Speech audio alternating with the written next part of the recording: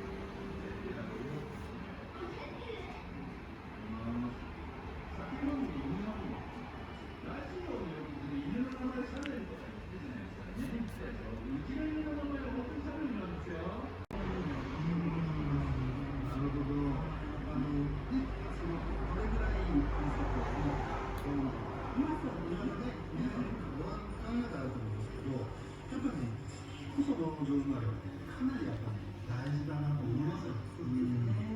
山口さんの旦那様はですね、多くのアーティストや俳優の衣装を担当しているスタイリストさんです。モデルのママ、そしてスタイリストのパパということで、家族のファッションの楽しみも伺いました。我が家のファッションは面白くて、平日学校と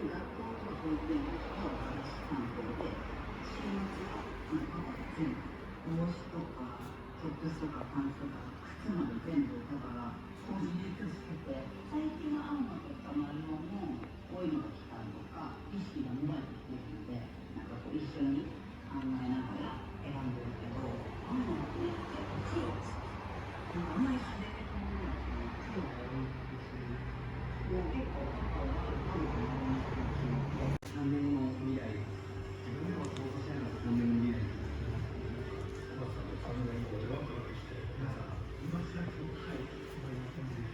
でも本当に最初に新藤さんは出ていたんですけど、番組にお越しいただいたので、聞いてる質問があります。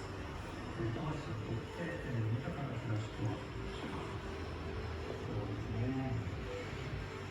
僕は常に両極を大切にする。原点は中道っていう言葉からなんですけど、中道って別に両極ではないんです。僕自身が中道に出会っていくのは、例えば都会の中でめちゃくちゃ特性の中にいますから思いっきり負けてる体制に行くことによって自分自身の中心に気づいていくっていう、日本のもそうですけど、そういう方法を入れてるから気をつ